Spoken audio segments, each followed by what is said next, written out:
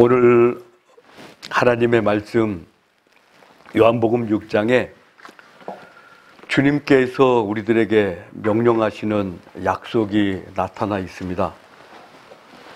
의식주 가운데 가장 귀한 것이, 또 가장 필요한 것이, 또 가장 중요한 것이 어떤 것이겠습니까? 입어야 되고, 먹어야 되고, 또 살 집이 있어야 되고. 근데 발가벗고 살 수는 있어도, 또 집이 없어서 노숙을 하는 한이 있어도, 살 수는 있어도, 만약에 먹지 못한다면 그렇게 오래 버티지는 못할 것 같아요. 비록 살 집이 없어서 이곳저곳 떠돌아다닌다고 해도, 비록 걸칠 옷이 없어서 그래서 벌거숭이로 다닌다고 할지라도 살 수는 있겠지만, 만약에 먹지 못한다면은, 그렇다면 살 방법이 없을 겁니다. 하나님은 우리를 이 땅에 보내셨는데, 하나님의 영광을 받으시기 위해서, 하나님께 영광을 돌리기 위해서 우리들의 삶을 허락을 하셨습니다. 그런즉 너희가 먹든지 마시든지 무엇을 하든지 하나님의 영광을 위해서 하라라고 말씀을 하셨습니다. 오늘 빈들의 모습을 보았습니다. 시간 그리고 장소를 마가복음 6장에는 좀 더 구체적으로 나타내 보여줍니다. 때가 저물어가매 제자들이 예수께 나와 여짜오되 이곳은 빈들이요 날도 저물어가니 무리를 보내어 두루 촌과 마을로 가서 무엇을 사 먹게 하옵소서. 때가 저물어갑니다. 날이 어두워갑니다. 그리고 있는 장소는 아무것도 없는 텅 빈 광야입니다. 빈들입니다. 이곳이 바로 오늘 말씀에 일어났던, 예수님께서 말씀의 역사를 주셨던 그 장소입니다. 벳세다 들녘이었던 겁니다. 빌립은 일에 대해서 시야가 제법 넓은 그런 사람입니다. 그래서 계산적이고 실수가 없으려고 애를 많이 쓰는 그러한 완벽주의자 중에 한 사람일 겁니다. 예수님께서 너희가 먹을 것을 주라 라고 말씀을 하셨는데, 근데 가장 먼저 드러난 인물이 빌립이라는 제자입니다. 저가 이야기를 합니다. 적어도 200데나리온의 돈이 있어야 됩니다 라고 그렇게 자기의 의견을 나타냅니다. 200데나리온이라면 오늘 우리의 화폐 가치로 따져서 약 2,500만 원의 돈에 해당이 되는 그런 액수입니다. 근데 그 많은 돈이 없고 또 그 많은 돈이 있다고 해도 그 자리는 빈들입니다. 어떤 식당이라든가 아니면 뷔페집이라도 있는 그런 장소가 아니라 그곳은 빈들입니다. 좀 더 확대를 했습니다. 그 들판 주변에 있는 그러한 동네가 어디입니까? 벳세다라고 이야기하는 작은 동네입니다. 그러한 작은 동네에 만약에 2,500만 원이 있은들 어떤 음식을 공급받고 어떤 음식을 마련할 수가 있겠습니까? 나사렛에서 무슨 선한 것이 나겠느냐? 나다나엘이 자기의 의견을 드러내면서 예수님을 소개했던 빌립의 이야기를 무시했습니다. 마찬가지로 그곳은 초라한 지역입니다. 작은 지역입니다. 마치 나사렛이 작은 것처럼 벳세다 역시도 그렇게 광활한 지역이 아니고 또 준비된 지역이 아니라는 말씀입니다. 빌립은 결론을 내렸습니다. 불가능하다. 그래서 적어도 이 사람들에게 음식을 먹게 하려면은 2,500만 원의 돈이 필요하고, 그리고 이 지역이 가장 구석에 있는 그 시골 지역이기 때문에, 그래서 예수님의 너희가 먹을 것을 주라라는 그 명령을 실천하기가 어렵습니다라는 판단을 하면서 적어도 이들에게 음식을 먹이려면 200데나리온의 돈이 듭니다라고 그렇게 이야기를 했습니다. 근데 보다 더 뒤에 말씀을 살펴보면은 예수님께서 말씀하신 의도를 알 수가 있습니다. 예수께서 눈을 들어 큰 무리가 자기에게 오는 것을 보시고 빌립에게 우리가 어디서 떡을 사서 이 사람들을 먹이겠느냐 하시니 이렇게 말씀하시면 친히 어떻게 하실지를 아시고 빌립을 시험하고자 하심이라. 말씀이 드러내고 있습니다. 예수님께서 그렇게 말씀하신 것은 무엇입니까? 우리가 어디서 떡을 사서 이 사람들을 먹이겠느냐? 예수님께서 문제를 내셨던 겁니다. 이 문제에 대한 해결을 어떤 방법으로 할 것인가? 제자들의 반응을 보기 위해서 빌립의 반응을 보시려고 그렇게 문제를 내셨던 겁니다.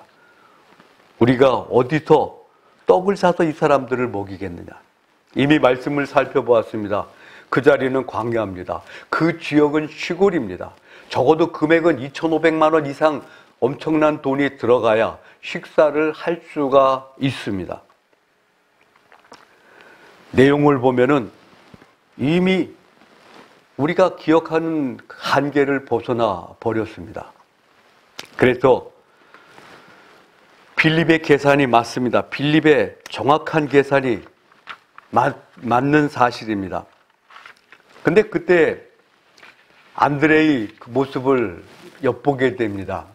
안드레가 한 아이를 데리고 나오면서 그 아이가 가지고 있었던 오병이어 떡 5덩이와 그리고 물고기 2마리를 보여드렸습니다. 그러면서 이야기를 합니다. 이것이 이 많은 사람들에게 얼마나 소용이 되겠습니까? 그러면 당시에 베스데다 들녘에 모였던 사람들의 인원을 대충 그려보니까 먹고 난 사람들의 모습을 보았습니다. 여자와 아이와 노인 외에 5,000명이 먹었더라. 그것은 먹을 수 있는 장정의 숫자만 헤아렸던 겁니다. 장정의 숫자만 5,000명이었고 그리고 그 외에 여자와 아이와 노인까지 합하게 되면은 약 2만 명이 넘는 그러한 인원이 그 빈들에서 잔치에 참여를 했었던 겁니다. 소년이 가지고 있었던 내용물을 살펴봤습니다. 소년이 가지고 있었던 내용물이 몇 끼를 먹을 수 있는 그런 끼니분도 아니었고 그저 주먹밥 정도에 해당되는 그러한 크기가 아니겠습니까? 생선은 2종류가 있습니다. 그물 안에 잡혀있는 그 생선은 2가지로 나눠지게 됩니다. 하나는 제품 가치가 있는 익두스라는 물고기입니다. 상품의 가치가 있는 것들입니다. 그것은 내다가 팔아도 부끄럽지 않은 그러한 좋은 것들입니다. 그리고 옵사리온이라는 것이 있습니다. 판단할 때 익두스에 해당되지 않는 초라한 물고기입니다. 작고 보잘것없는. 그래서 생활 수준이 낮은 사람들이 음식을 먹으면서 그것을 소금에 절여서 그래서 같이 먹게 되는데 그것이 바로 옵사리온입니다. 그물 안에 있는 쓸만한 물고기들은 다 내다 팔았는지도 모릅니다. 그러나 소년이 가지고 있는 그 생선은 이미 상품 가치가 없는 작고 초라한 그러한 옵사리온에 해당되는 물고기입니다. 안드레가 그것을 보았습니다. 소년의 손 안에 담겨진 주먹밥 같은 보리떡 5덩이 그리고 거기에 반찬처럼 먹으려고 소금에 절여둔 작은 생선, 멸치 비슷한 생선 2마리 그것을 보면서 스스로도 아마 부끄럽다라고 생각을 했을 겁니다. 이것이 이 많은 사람들에게 무슨 소용이 되겠습니까? 이 많은 사람들에게 얼마나 영향을 주겠습니까? 이 많은 사람들의 배를 어떻게 채울 수가 있겠습니까? 여러분, 공부를 걱정하면서 시험 걱정을 하면서 꼴등도 시험 걱정을 해요. 그리고 1등도 시험 걱정을 해요. 근데 똑같이 시험 걱정을 하는데 꼴등하고 1등이 어디서 차이가 납니까? 꼴등은 사건이 터지고 나서 시험이 지나가고 나서 그렇게 시험 걱정을 합니다. 그러니까 1등은 어떻게 합니까? 1등은 시험 걱정을 하는데 시험에 대비를 합니다. 같이 걱정을 하지만 1등은 시험 전에 걱정을 하고 시험을 대비를 하고, 꼴등은 시험을 다 놓치고 나서야 시험 걱정을 합니다. 1등도 놀면서 시험 걱정을 합니다. 아, 공부해야 되겠다. 꼴등도 놀면서 시험 걱정을 합니다. 공부해야 되겠다. 문제는 뭡니까? 시기를 놓친 겁니다. 적당한 시기를 얻지 못한 겁니다. 워크홀릭이라고 이야기를 합니다. 일 중독증입니다. 오직 일만 정신적으로 지탱할 위안이 됩니다. 그래서 일이 없으면은 불안해하고 그리고 인생이 초라해집니다. 인생의 가치가 어디에 있습니까? 일이 있는 데 있는 겁니까? 일이 없는 데 있는 겁니까? 인생의 가치는 인생 자체에 있습니다. 내가 어떤 일을 하든지 간에 내가 일이 있다는 것은 중요한 겁니다. 일에는 귀천이 없습니다. 근데 워크홀릭, 그들은 어떻게 됩니까? 일이 끊어지게 되면 인생까지도 다 끊어지는 줄 알아요. 그래서 부지런히 일에 매달립니다. 곧잘 이름이 알려진 사람들이나 연예인들이 목숨을 끊는 경우가 있어요. 왜 그렇습니까? 마치 마약과 같은 인기에 중독이 돼서, 그래서 일감이 안 들어오면, 작품의 섭외가 없으면 자기 인생이 소외된 걸로 알고 무너져 내리게 됩니다. 그래서 그것이 마침내 우울증까지 연결이 되고, 그리고는 주체할 수 없게 인생을 끊어버리게 됩니다. 여러분, 인생이 사는 이유가 무엇입니까? 인생이 사는 이유를 근본적으로 알아야 됩니다. 내 영광이나 내 유익을 위해서 사는 것이 아니라 하나님의 영광을 위해서 사는 것이 우리들의 인생이라는 사실입니다. 톨스토이, 그는 자살에 이를 만큼 심각한 인생의 병을 앓았던 사람입니다.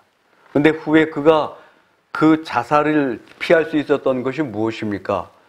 여러 생각을 하면서 자기 자신이 깨닫지 못했던 것을 깨달았습니다.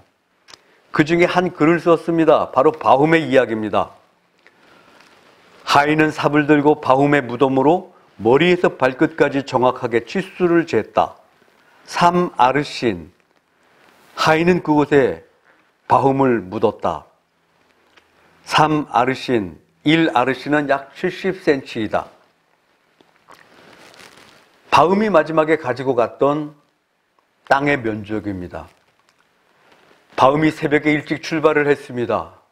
그래서 지주와 약속을 했습니다. 어떤 겁니까? 해가 질 때까지 이 지역으로 돌아오게 되면은 네가 돈 그 지역, 그 원 안에 있는 지역을 다 내게 주리라.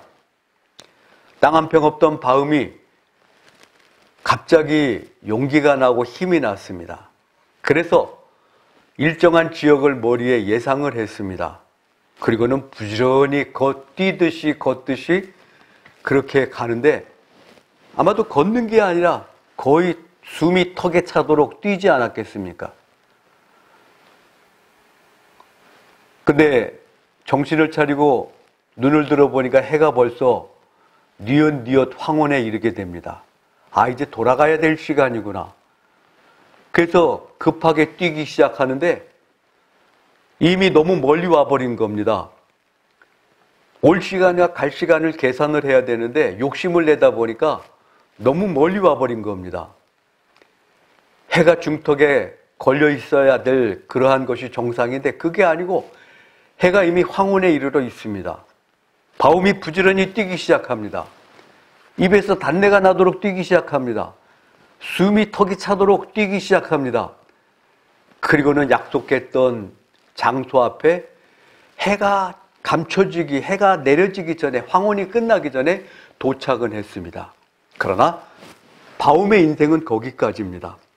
거기서 숨이 끊어지고 말았던 겁니다. 그래서 숨이 끊어진 바움을 묻는 장면이, 하인이 삽을 들고 바움의 머리부터 발끝까지 치수를 쟀습니다. 3아르신, 1아르신이 70cm, 3아르신이면 2m가 조금 넘는 그런 길입니다. 하인은 삽으로 무덤을 파고 거기에 바움을 묻었던 겁니다. 지주가 이야기를 합니다. 기껏 자기가 묻힐 땅을 얻으려고 인생 전체를 망가뜨리다니. 여러분, 우리가 일을 하면서 그 일이라는 의미를 깨닫지 못하면은 허공을 잡는 그러한 행사 중에 하나가 될 수도 있습니다. 우리는 가진 것에 만족을 해야 됩니다. 갖고 있는 것을 기뻐해야 됩니다. 최소한의 의식을 갖고 있다면 우리가 규모 있는 생활, 그리고 가치 있는 생활을 할 수가 있습니다. 여러분, 물건을 사든 아니면 어떠한 여행지에 가든 목적이 있어야 됩니다. 그 목적이 뭡니까? 나를 위해서, 그리고 나의 유익을 위해서 사는 게 아니고 다른 사람을 위해서 사는 기쁨을 알게 되면은 그 인생에 가치가 있습니다. 일에 미친 사람이 또 한 사람 있습니다. 소리꾼 유봉의 이야기입니다. 유봉은 송화의 눈을 파내게 됩니다. 왜냐하면 송화로부터 정말 진정한 소리를 얻겠다고 그래서 송화의 두 눈을 파내게 됩니다. 소리꾼 송화, 아버지의 영향을 받고 그리고는 노래를 부르게 되는데, 장을 하게 되는데, 그때에서야 진정한 소리가 나타나는지도 모릅니다. 송화의 부르는 노래로 인해서 아마도 유봉이 얻고자 했던 소리는 얻었는지 모르지만 딸의 눈을 파내는 아버지의 마음, 이미 사람의 정도를 벗어난 겁니다. 아무리 좋은 소리를 얻은들 뭐합니까? 딸을 불구자로 만들어가면서까지 그 소리를 얻었다면 그것은 제정신이라고 이야기를 할 수 없습니다. 우리가 흔히 듣는 이야기가 있습니다. 뭡니까? 사람이 먼저다. 사람이 먼저는 먼저 된 삶을 살 수 있어야 됩니다. 타인을 위할 수 있는 삶을 살아야 됩니다. 엄청나게도 19만 개의 교회가 문을 닫았다는 사실입니다. 이 코로나 기간 동안에. 여러분, 우리 주변의 삶이 타인을 공격하는 그런 인생으로 바뀌어지게 되면은 외나무 다리는 구석구석에 다 있습니다. 무슨 말씀입니까?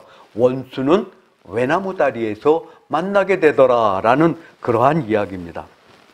여러분, 이제 인생은 무엇으로 만족을 할 수가 있겠습니까? 내가 뭔가를 가지고 있을 때 그것을 휘두르면서 그래서 다른 사람의 마음을 후벼파고 유봉이 송화의 눈을 파내듯이 그렇게 남의 가슴을 파내는 그런 삶을 산다면은 그 인생은 더 이상 가치가 없습니다.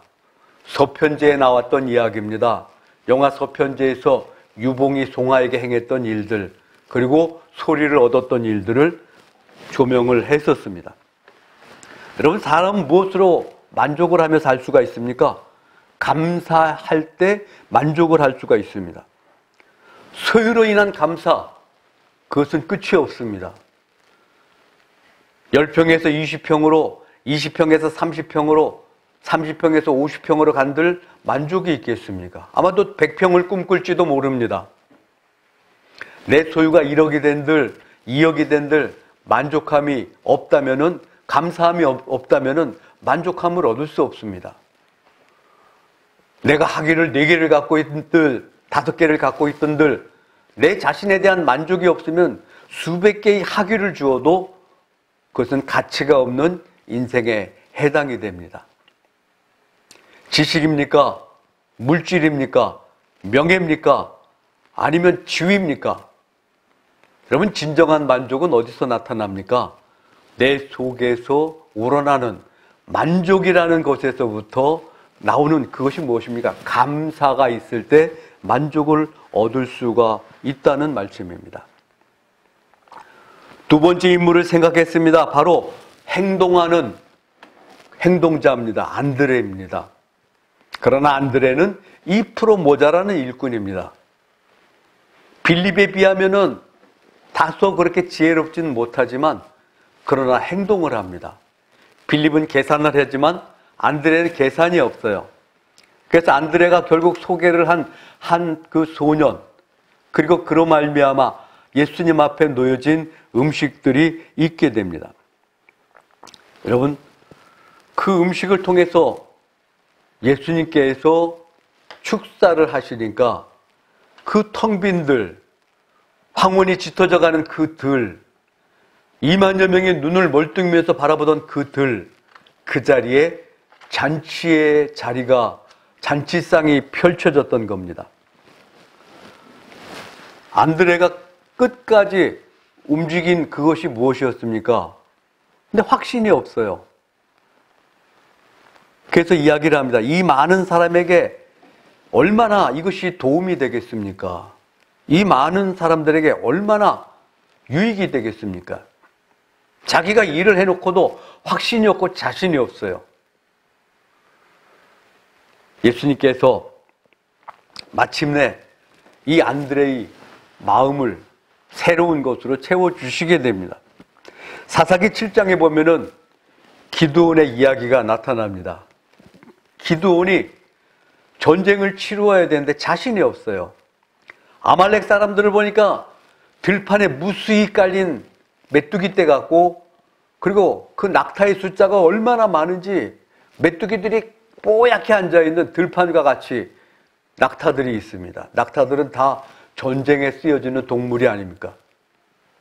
그걸 보면서 아말렉과의 전쟁에 기가 다 죽어 있는데 하나님께서 말씀하셔요. 부하를 데리고, 부하인 브라를 데리고 내려가서, 그래서 아말렉 진영을 정탐을 하라고 그렇게 말씀을 합니다.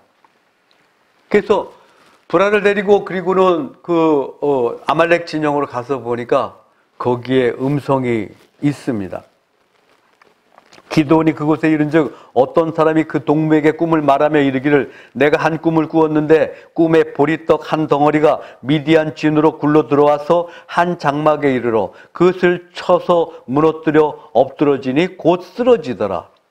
그 동무가 대답하여 가로되 이는 다른 것이 아니라 이스라엘 사람 요아스의 아들 기드온의 칼날이라. 하나님이 미디안과 그 모든 군대를 그의 손에 붙였느니라.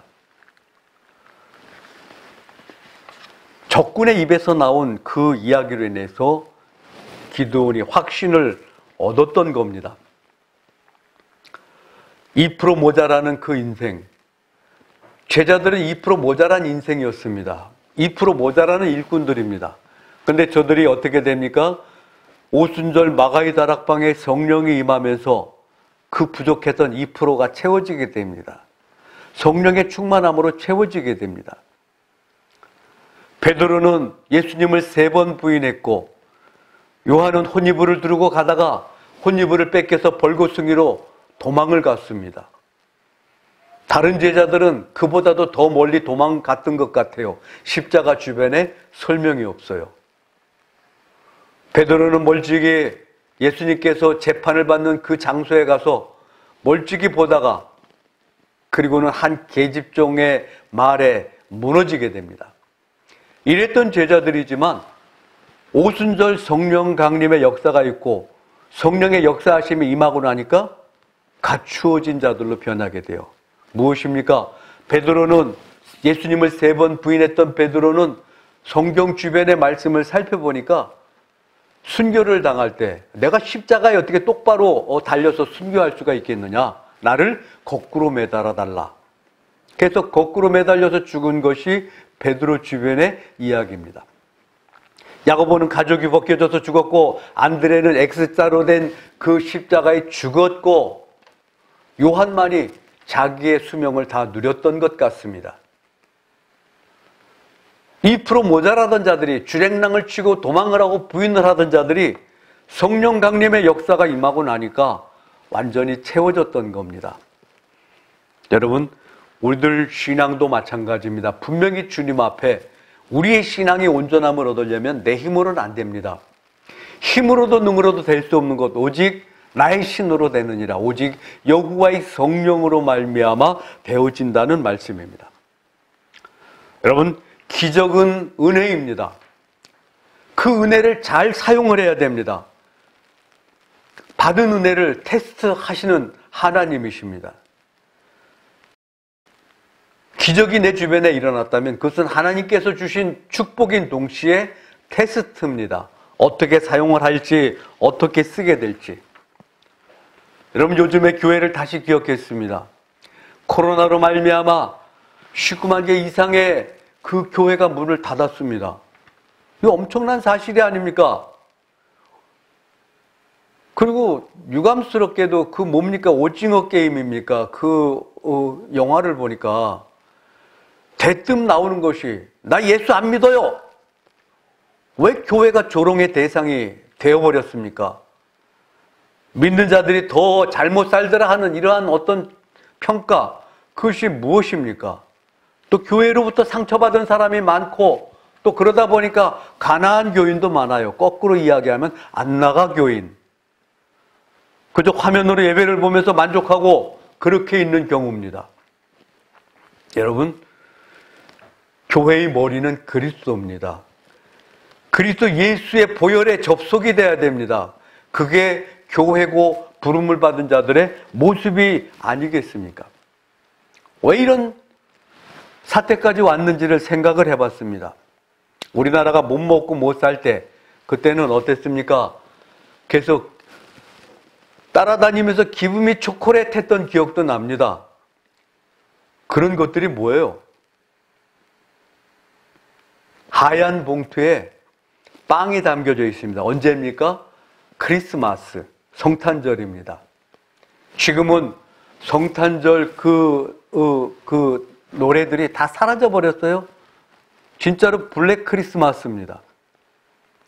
부활절 되면 계란을 먹는 것, 계란 얻어먹는 맛에 교회를 나갔다가 예수를 영접한, 영적으로 묶여버린 그러한 이들도 적지 않습니다. 근데 우리나라가 1인당 국민 총소득이 3만 600달러로 그렇게 됩니다. 그래서 192개 국가 중에서 30위를 차지합니다. 그러다 보니까 먹고 사는 것으로 인해서 교회로 발걸음을 옮길 일은 없습니다. 먹는 것 때문에 교회로 발걸음을 옮길 일은 없어졌다는 말씀입니다. 예수님은 다시 말씀하셔요. 너희가 먹을 것을 주라 라고 말씀을 하셔요. 교회에서 뭘 줘야 됩니까? 어떤 걸 줘야 됩니까? 못 살 때 우리들은 빵으로 인해서 부활절 그 계란으로 인해서 성탄절 빵으로 인해서 아니면 교회에서 나눠주는 어떠한 그 배급과 이런 것들을 통해서 신앙이 연결이 됐었습니다. 너희가 먹을 것을 주라. 주님께서 말씀하셔요. 우리가 뭘 줘야 됩니까?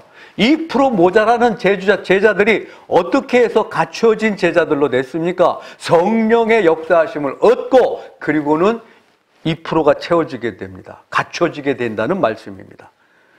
신앙이 갖춰져야 됩니다. 물티슈 나눠주고 그리고 커피 나눠주고 이것만으로 온전한 전도가 되진 않습니다. 커피 한 잔 먹는다고 교회로 발걸음을 옮기겠습니까? 물티슈 하나 받는다고 그것이 어떤 물질로 향하는 전도가 아니라 정말 속으로 보여줄 수 있는 이러한 믿음이 드러나야 됩니다. 말씀을 통해서 다시 한번 봤습니다. 요한복음 6장에 보니까 끝부분에 그렇게 말씀하셔요. 기록된 바 하늘에서 그들에게 떡을 주어 먹게 하였다는 함과 같이 우리 조상들은 광야에서 만나를 먹었나이다.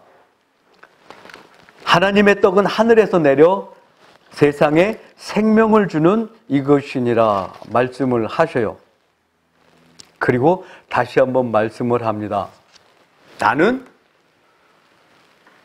내 살은 참된 양식이요 내 피는 참된 음료로다 말씀을 하셔요. 여러분, 우리가 정말 이 참된 양식과 참된 음료를 공급을 할 수 있어야 됩니다. 진정으로 예수 그리스도를 전할 수 있는 모습이 무엇이겠습니까? 과거에는 못 살아서 그래서 경제적으로 도움을 주면 교회에 발걸음을 옮겼습니다. 경제적으로 발걸음을 옮기는 그것보다도 더 중요한 것이 있습니다. 바로 영적인 것을 알게 해야 됩니다. 교인은 누구에게 상처를 받습니까? 교인에게 상처를 받습니다. 거듭나지 못한 자들, 예수님의 손에 사로잡히지 못한 자들, 믿음으로 온전히 서지 못한 자들, 그들로 인해서 서로가 상처를 주게 됩니다. 두더지에게는, 고슴도치에게는 뿔 비슷한 털이 달려 있어서 그것으로 자기를 보호합니다. 근데 보호하는 게 좋은데 그 고슴도치의 가시로 인해서 서로가 서로를 지르게 됩니다. 공격 본능을 가지고 있으면은 온전한 교인으로 설 수가 없습니다. 다 무너진들 어떻습니까? 그것이 분쟁의 사유가 돼서는 안 됩니다. 남이 겉옷을 달라고 하면 속옷까지 벗어주라고 말씀을 합니다. 남이 오리를 가자고 하면 십리를 동행하라고 말씀을 합니다. 우리 속에 꺾여지지 않은 자존심으로 인해서, 그래서 겉옷을 달라고 하면 곧잘 분쟁으로 바뀌어지고, 그리고 오리를 가자고 하면은 무시하는 것으로 바뀌어지게 됩니다. 이 속에서는 참된 양식과 참된 음료가 공급이 될 수가 없습니다. 그런 마음 속에서는 예수의 십자가가 드러날 수가 없습니다. 예수님은 다시 한번 우리에게 말씀하셔요. 너희가 먹을 것을 주라. 점심을 사주라는 이야기입니까? 짜장면이나 짬뽕을 대접하라는 이야기입니까? 아니었을 겁니다. 우리 속에 감춰진 예수를 드러내 보이라는 말씀입니다. 교회에서 진정으로 교회를 보여줄 수 있어야 됩니다. 교회의 헌금이 온전히 바로 된 모습으로 쓰여져야 된다는 사실입니다. 그 헌금을 가지고 내 손에 들어온 것이라고 해서 내 마음대로 쓴다면은, 땅 투기나 하고 그리고 재산 불릴 생각이나 한다면은 그것은 하나님 앞에 책망의 사유가 아니겠습니까? 너희가 먹을 것을 주라. 우리에게 있는 모든 것은 너희가 먹을 것을 주라라는 말씀을 이루기 위해서 하나님께서 허락하신 것입니다. 중세의 교회가 그러다가 망하지 않았습니까? 이제 금과 은은 내게 없다는 이야기를 하지 않아야 된다. 부유해지니까 그렇게 이야기를 했던 겁니다. 그랬더니 옆에 있는 독설가가 그렇게 이야기를 합니다. 금과 은은 있지만 예수의 이름으로 일어나는 능력이 없습니다. 라고 그렇게 이야기를 합니다. 여러분, 우리는 하나님 앞에 서야 될 자들입니다. 진정한 믿음을 가지고 하나님 앞에 서야 될 자들입니다. 작은 소년의 손에 있었던 오병이요, 그것이 2만 명이 넘는 사람들의 배를 채워주었듯이 우리가 가지고 있는 모든 것들은 갖고 주장하는 것이 아니라 나눠줄 때 가치가 있고 함께 사용할 때 가치가 있게 됩니다. 교회 안에 사용하라고 교회 시설이 중요해지는 것도 좋지만 진정으로 이 땅에 배고픈 자들이 너무 많다는 것도 우리가 기억을 해야만 됩니다. 예수님은 다시 말씀하셔요. 너희가 먹을 것을 주라. 안드레의 손에 연결이 됐던 소년의 오병이요, 작은 주먹밥 같은 것, 그것이 아낌없이 사용이 됐습니다. 오늘 우리 속에 예수가 있어야 됩니다. 오늘 우리 속에 주님의 말씀을 실천할 수 있는 진정한 믿음이 있어야 됩니다. 손해를 보면 어떻습니까? 잃어버리면 어떻습니까? 원망을 받으면 어떻습니까? 진정한 믿음을 드러낼 수 있는 저와 여러분의 삶이 되어지기를 간절히 축원합니다. 화평방송 구독, 좋아요 부탁드립니다. 감사합니다.